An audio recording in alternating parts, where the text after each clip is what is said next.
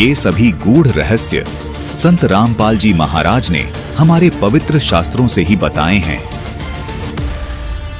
दर्शकों काल ब्रह्म के लोक से निकलने के लिए तथा हर प्रकार की सुविधा प्राप्त करने के लिए इन्हीं पंच देवी देवताओं की साधना करनी होती है।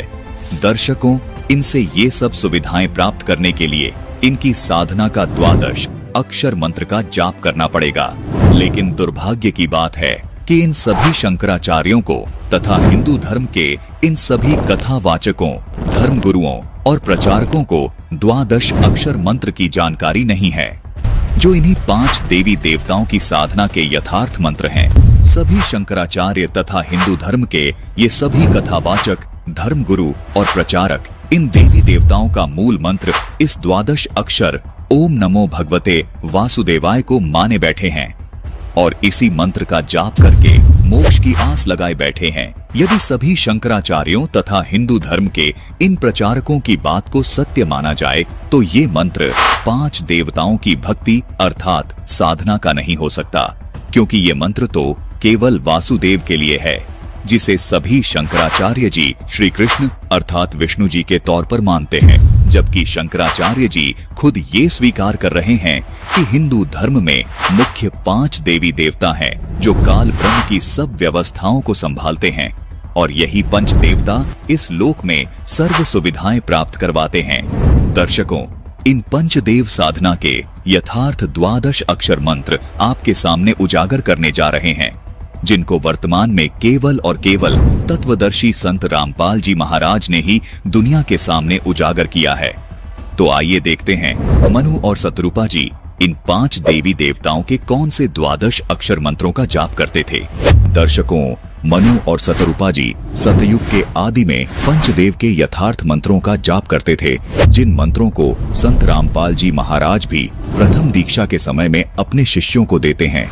इन 5 देवों के मंत्रों के द्वादश अक्षर मंत्र इस प्रकार हैं, जिनका जाप मनु और शतरूपा जी करते थे। ओम किलिम हरिम श्रीम सोहम। दर्शकों इस प्रकार इन अक्षरों को जोड़कर देखा जाए तो कुल 12 अक्षर बनते हैं। दर्शकों ये 12 अक्षर का एक मंत्र कहलाता है और इस एक मंत्र को साधक को प्रतिदिन 108 बार करना होता है। यही वो 12 अक्षर मंत्र है। इनका जाप मनु और शतरूपा जी करते थे। ये आदि सनातनी पूजा के प्रथम चरण के मंत्र हैं। इन्हीं मंत्रों को संत रामपाल जी महाराज अपने शिष्यों को देते हैं। दर्शकों आप सोच रहे होंगे ये जो ओम शब्द है इसको एक ही अक्षर क्यों गिना गया, जबकि सुनने व बोलने में एक प्रतीत नहीं हो रहा। इस शंका के निवारण के लिए हमें गीता जी अध्याय 8 के श्लोक 13 को देखना होगा, जिसकी संस्कृत में लिखा है कि ओम इति एकाक्षरम, जिसके अनुवाद में लिखा है कि ओम इस एक अक्षर रूप का अर्थात ब्रह्म के नाम का चिंतन करता हुआ। दर्शकों गीता जी से ये स्पष्ट हो जाता है कि ओम को एक ही अक्षर गिना जाता है। इसी प्रकार यहाँ शिव पुराण में भी प्रमाण है कि वह प्रणव ओम नामक एक अक्षर हो गया। इसी प्रकार रामचरितमानस की इस चौपाई में भी अनुवादकर्ता ने ओम को एक अक्षर गिना है, तभी ये 12 अक्षर होते हैं। दर्शकों इससे स्पष्ट है कि शास्त्रों के आधार पर ओम शब्द को एक अक्षर ही गिना जाता है। दर्शकों किसी भी श्रद्धालु को ये शंका नहीं रहनी चाहिए कि ये अक्षर सही हैं या ये वाले अक्षर सही हैं। जैसा कि आप इसी रामचरितमानस की इस चौपाई में देख रहे हैं कि यहाँ अक्षर शब्द लिखा है, यहाँ ये अक्षर शब्द संत भाषा में लिखा गया है, जबकि इस अक्षर शब्द को अगर हम शुद्ध करके लिखेंगे तो ऐसे लिखेंगे। इसमें ना तो च शब्द है और न ही छ शब्द है, लेकिन ये दोनों ही शब्द अक्षर का बोध करवाते हैं। अनुवादकर्ता ने द्वादश अक्षर शब्द का अर्थ द्वादशाक्षर किया है, यानी अक्षर शब्द को अक्षर लिखा है, जो बिल्कुल ठीक है। इसी प्रकार इन मंत्रों को व्याकरण की दृष्टि से देखने में भिन्नता नजर आ रही है, लेकिन ये इन देवी देवताओं के मूल मंत्र होने का ही बोध करवाते हैं। इसी प्रकार एक और शब्द है, ये देखिए रामचरितमानस की इस चौपाई में लच्छी शब्द है, जो कि संत भाषा में इस प्रकार लिखा गया है, लेकिन यदि इस शब्द को शुद्ध करके लिखेंगे तो लक्ष्मी शब्द बन जाएगा। इसी प्रकार रामचरितमानस के इस दोहे में ओरु शब्द लिपिबद्ध है, जो कि संत भाषा के दृष्टिकोण से लिखा गया है, लेकिन अनुवादक ने इस शब्द का अनुवाद करते समय ओरु को और लिखा है। दर्शकों, दोनों शब्द समान अर्थ का बोध करवा रहे हैं। इसी प्रकार लच्छी को अनुवादक ने लक्ष्मी लिखा है, अर्थात लच्छी संत भाषा के दृष्टिकोण से लिखा गया है और लक्ष्मी व्याकरण की दृष्टिकोण से लिखा गया है, लेकिन दोनों शब्द श्री लक्ष्मी का बोध करवाते हैं। ठीक इसी तरह जैसे यहाँ ये किलियम शब्द और ये किलिम शब्द दोनों ही श्री गणेश जी के मूल मंत्र का बोध करवा रहे हैं। इसलिए सभी श्रद्धालुओं से निवेदन है कि आप ये देखकर भ्रमित न हो कि एक ही मंत्र अलग अलग तरह से क्यों लिखा अथवा बोला गया है। दर्शकों, ये आदि सनातनी पूजा के प्रथम चरण के 12 अक्षर मंत्र हैं। इन मंत्रों को केवल पूर्ण संत से लेकर ही जाप किया जाता है। तत्वदर्शी संत ही इन मंत्रों को जाप करने की विधि बताता है। आपको शंका हो सकती है कि इन मंत्रों का प्रमाण और किस ग्रंथ में है। दर्शकों, ये तो प्रमाणित हो ही चुका है कि आदि सनातनी पूजा के अंतर्गत आने वाले इन 12 अक्षर मंत्रों को सतयुग के आदि में सत सुकृत रूप में आए कबीर परमात्मा ने मनु और सतरूपा को दिया था, जिसके कुछ वर्ष बाद ये भक्ति लुप्त हो गई।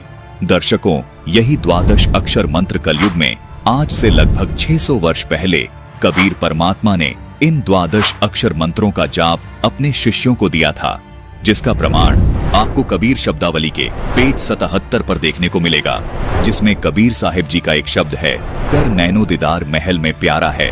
कबीर साहिब जी ने अपने इस शब्द में इन 12 अक्षर मंत्रों को स्पष्ट लिखा है। वाणी है कि कर नैनो दीदार महल में प्यारा है। फिर आगे लिखा है, मूल कमल दल चतुर बखानो, किलिम जाप लाल रंग मानो, देव गणेश तहां रोपा थानो, रिद्धि सिद्धि चवर ढुलारा है, स्वाद चक्र शट दल बिस्तारो, ब्रह्मा सावित्री रूप निहारो, उलट नागिनी का सिर मारो, तहां शब्द ओंकारा है, नाभि अष्ट कमल दल साझा, सेत सिंहासन विष्णु विराजा, हरिम जाप तासु मुख गाजा, लक्ष्मी शिव आधारा है, 12 कमल हृदय के माही, जग गौरी शिव ध्यान लगाई, सोहम शब्द तहां धुन छाई, गण करे जय जयकारा है, षोडश दल कमल कंठ के माही, ते ही मध्य बसे अविद्या बाई, हरिहर ब्रह्मा चवर ढुराई, जहां श्रीम नाम उच्चारा है।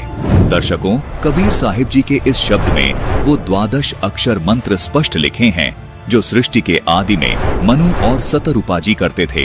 यहाँ संत भाषा में शब्दों को अलग तरह से लिखा गया है। दर्शकों, संतों ने अपनी स्थानीय भाषा को मध्य नजर रखते हुए संत भाषा में इन 12 अक्षर मंत्रों को इस तरह लिखा है।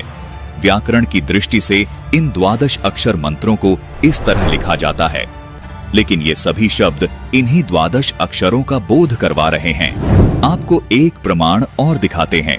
600 वर्ष पहले कबीर परमात्मा ने इन 12 अक्षर मंत्रों को लिपिबद्ध करवाया, जिसके बाद फिर से इन 12 अक्षर मंत्रों का लोप हो गया था।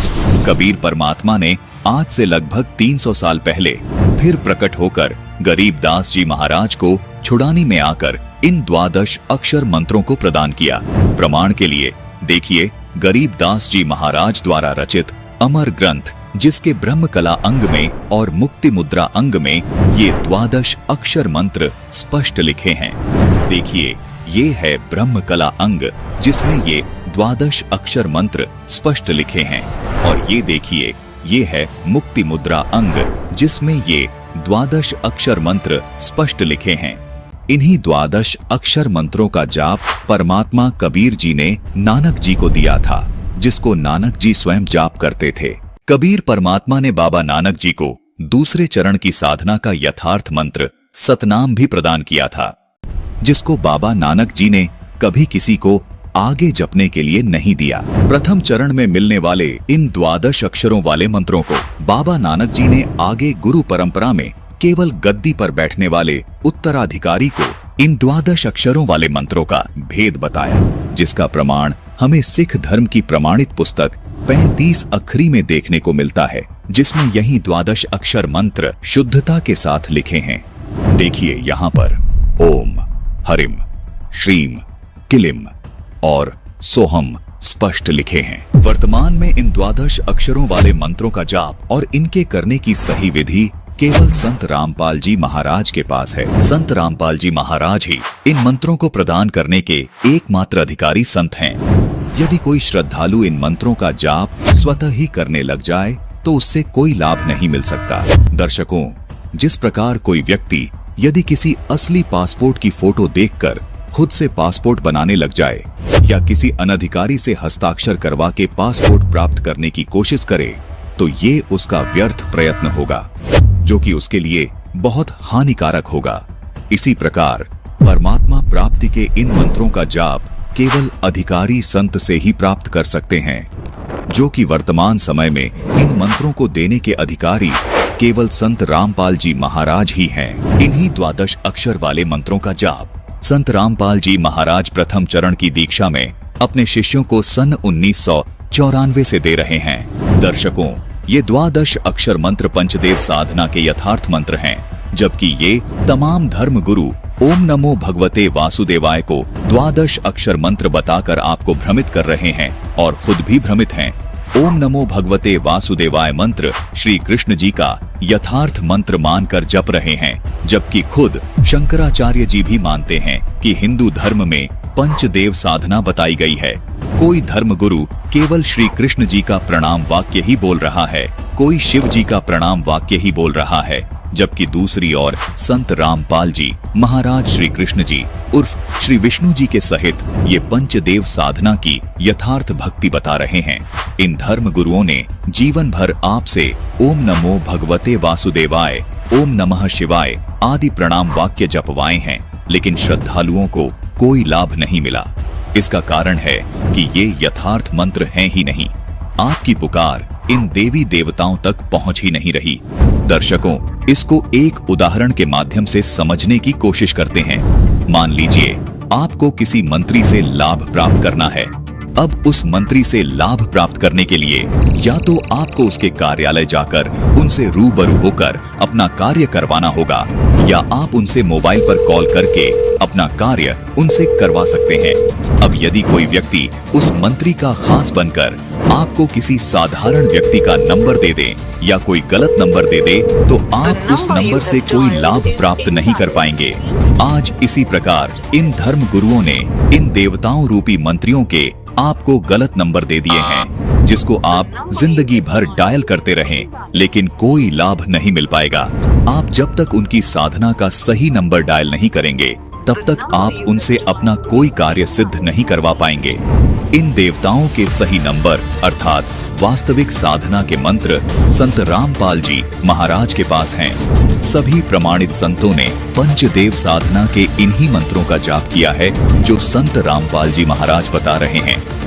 पंचदेव साधना के ये द्वादश अक्षर मंत्र विश्व कल्याण के लिए कितने महत्वपूर्ण हैं, आइए जानते हैं। भविष्यमालिका पुराण में लिखा है कि 2032 तक पूरे विश्व में सत्य सनातन धर्म प्रतिष्ठित हो जाएगा। ऐसा ही संकेत कबीर परमात्मा ने कबीर सागर में किया है कि सारा संसार सत्य भक्ति अपनाएगा और आदि सनातन धर्म पूरे विश्व में प्रतिष्ठित हो जाएगा।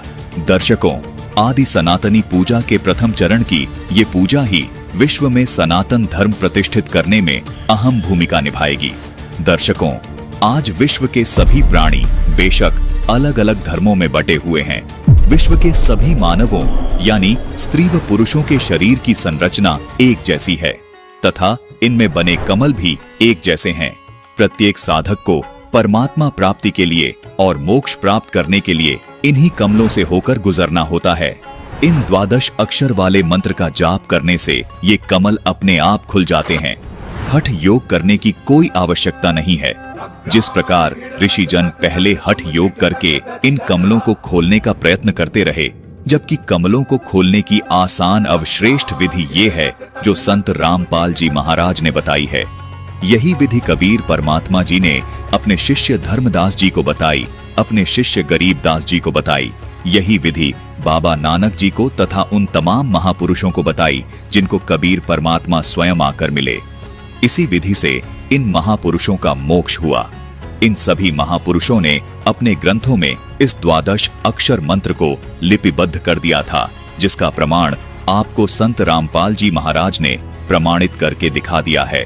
दर्शकों, विचारणीय विषय ये भी है कि कि यदि आज के वर्तमान धर्मगुरुओं के अनुसार यदि भक्ति साधना की जाए तो विश्व कल्याण नामुमकिन है, क्योंकि जो साधना मुस्लिम धर्म में बताई जा रही है वो हिंदू धर्म में तथा अन्य धर्मों में नहीं बताई जा रही। इसका मतलब हिंदू समाज का तथा अन्य धर्मों के लोगों का मोक्ष होना असंभव है। इसी प्रकार जो साधना हिंदू धर्म के धर्मगुरु बता रहे हैं वो साधना मुस्लिम धर्म व अन्य धर्मों में नहीं बताई जा रही। इसका मतलब मुस्लिम समाज के लोगों का तथा अन्य धर्मों के लोगों का मोक्ष होना असंभव है। वास्तव में सच तो ये है दर्शकों कि किसी भी धर्म के धर्मगुरुओं के पास विश्व कल्याण का तथा पूर्ण मोक्ष मार्ग का यथार्थ भक्ति का 12 अक्षर मंत्र नहीं है।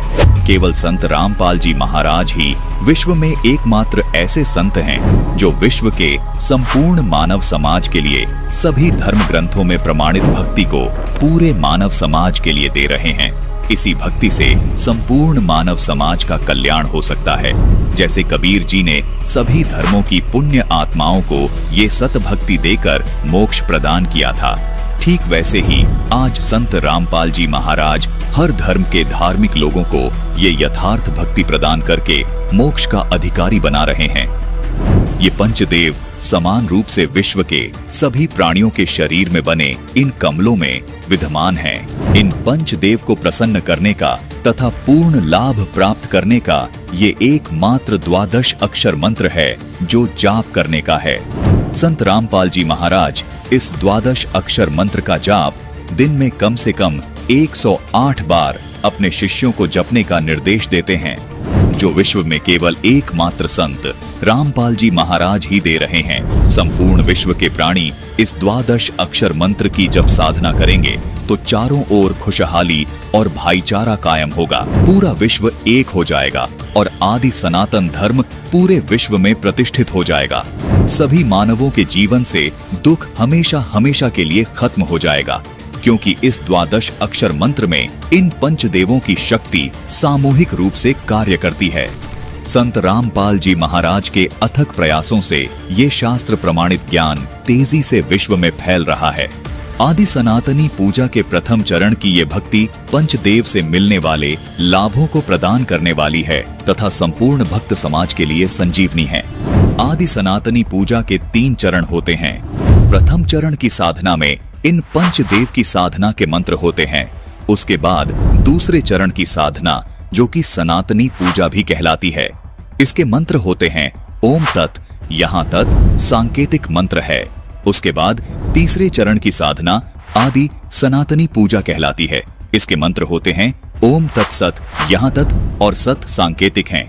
भक्ति साधना के इन 3 चरणों को आप इस प्रकार समझें, जैसे प्रथम चरण की साधना जो कि पंचदेव पूजा है, उसको आप प्राथमिक शिक्षा जाने, अर्थात 5वीं कक्षा तक की पढ़ाई जाने, जिसके पढ़ने से आपको आपके जीवन में केवल आंशिक लाभ प्राप्त होते हैं। लेकिन प्रथम चरण की ये साधना भक्ति मार्ग में बेहद महत्वपूर्ण है। जिस प्रकार 5वीं कक्षा तक की पढ़ाई पूरी किए बिना 10वीं 12वीं तक की पढ़ाई नहीं की जा सकती, इसी प्रकार प्रथम चरण की ये पंचदेव साधना किए बिना दूसरे व तीसरे चरण की साधना नहीं की जा सकती। दूसरे चरण की साधना जो कि सनातनी पूजा है, ये गीता अध्याय 15 के श्लोक 16 में बताए क्षर और अक्षर पुरुष की पूजा है। इसको आप उच्च शिक्षा अर्थात इसको आप 10वीं तक की कक्षा की पढ़ाई जाने, जो आपको प्राथमिक शिक्षा से कुछ ज्यादा लाभ देती है। तीसरे चरण की साधना जो कि आदि सनातनी पूजा है, गीता जी अध्याय 17 के श्लोक 23 में भी इसका वर्णन है। ये गीता अध्याय 8 के श्लोक 3 में बताए परम अक्षर ब्रह्म की पूजा है। इसको आप सर्वोच्च शिक्षा जाने, जो कि आपको सब सुख और लाभ प्राप्त करवाती है। दर्शकों, केवल संत रामपाल जी महाराज ही आध्यात्मिक मार्ग की भक्ति साधना इस प्रकार 3 चरण में पूरी करते हैं। दर्शकों, आपको यहाँ ये भी शंका हो सकती है कि इस 12 अक्षर मंत्र को एक नाम अर्थात एक मंत्र क्यों कहा जाता है, जबकि ये तो अलग अलग देवी देवताओं के 5 नाम हैं।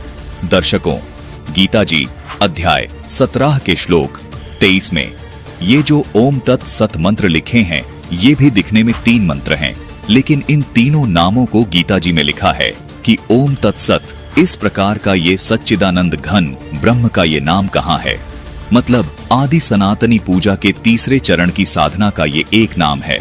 ये 3 नाम मिलकर एक नाम कहलाता है, जिसको संत रामपाल जी महाराज के शिष्य तीसरा नाम अर्थात सार नाम कहते हैं। इसी प्रकार प्रथम चरण की साधना में मिलने वाला 12 अक्षर मंत्र ओम, किलिम, हरिम, श्रीम और सोहम मिलकर एक नाम अर्थात प्रथम नाम कहलाता है। संत रामपाल जी महाराज व उनके शिष्य हमेशा इन 12 अक्षर को प्रथम नाम ही पुकारते हैं। इसी प्रकार दूसरे चरण की साधना का ये ओम तथा तत् मंत्र एक ही नाम अर्थात दूसरा नाम अर्थात सतनाम कहलाता है। संत रामपाल जी महाराज के अनुयायी इन दोनों मंत्रों को प्राप्त करने के बाद कहते हैं कि हमें दूसरा नाम अर्थात सतनाम मिल गया है।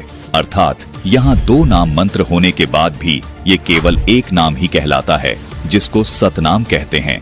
इसी प्रकार तीसरे चरण की साधना का ये ओम तत् सत मंत्र मिलकर भी एक ही नाम कहलाता है, जिसे संत रामपाल जी महाराज के अनुयायी सार नाम कहते हैं अर्थात तीसरा नाम कहते हैं।